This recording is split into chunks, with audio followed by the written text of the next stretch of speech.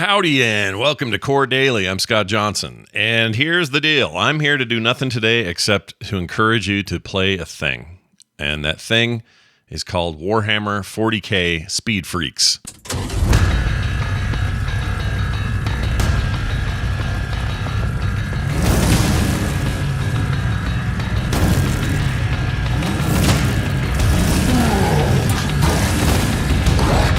Look, I love all things 40K as it is. It kind of doesn't matter what the genre is. I'll play your strategy games. I'll play your turn-based stuff. I'll play your shooters. I don't care. And this is one of those. I will definitely play this. I also love all things Twisted Metal, and I have great news for everybody. As I mentioned on our previous Core episode last night, this is that in 40K form. Imagine Twisted Metal, but with a bunch of orcs and goblins doing crazy shit. In all, so far anyway, there are 7 car types. They're like classes. Some are tanky, some are fast, some have, a DPS focus, some have special abilities, but there are 7 different classes of car, which will pretty much solve whatever your need might be. You'll find your favorite here, I think. As far as the legacy of what this game is, this is made by the devs who made Grip. They're called Caged Element. Caged Element, and they made Grip Combat Racing.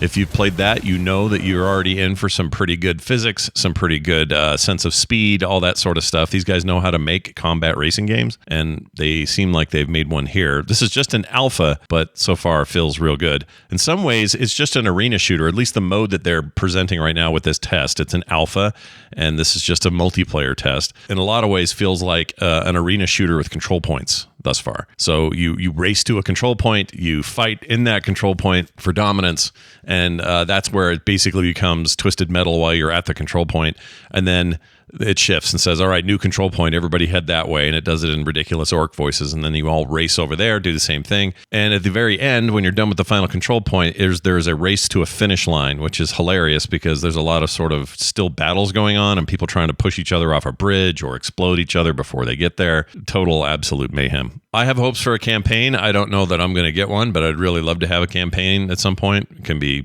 story focused, or you can get weird with it. I don't care. I just kind of want more. I hope it's more than just this mode, I guess is what I'm saying.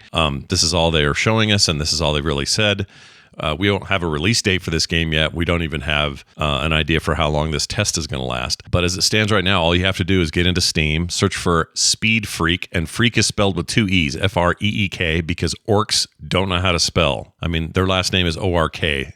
I rest my case. They do hint in the Steam description of more modes to come, so I would keep an eye on that. Anyway, Warhammer 40K Speed Freaks, one to watch, one to play, and if you can, get in right now and play it with me. We got a text today. This came to us at 801-471-0462. Please use that number frequently if you'd like to ask a question or have something said on Core Daily. This is from an unknown sender who says, I am bummed about Overwatch PvE content being cut. Do you think there is any hope that if Microsoft acquires Activision Blizzard, they could step in and make it happen? Well, unknown listener, I'm going to go ahead and say, yes, they could. I don't think they will, right?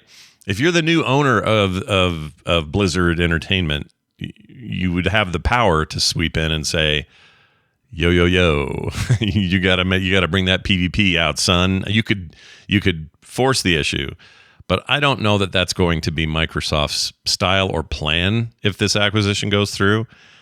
I think they're more likely to want Blizzard to return to the way Blizzard used to make games, which would mean maybe we'd get PvP or PvE content out of Overwatch anyway, because Blizzard might have less pressure from the current system, the way it works with Activision. So personally, I've been positive about Microsoft's purchase this entire time, and I will continue to be until I'm not. But if I were Microsoft, I would want to come in there and I would want to give Blizzard the tools to be the Blizzard that we all used to worship almost.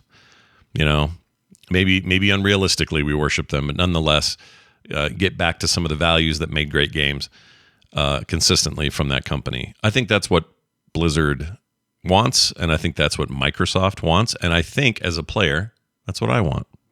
Let me know what you think.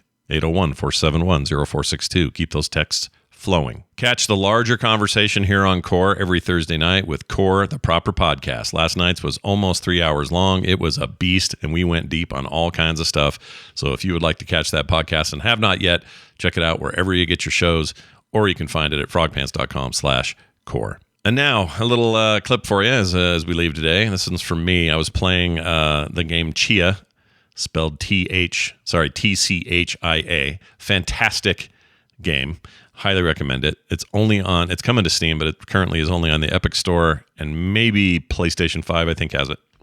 And if they do, I think it might be on Plus right now, like the middle Plus tier.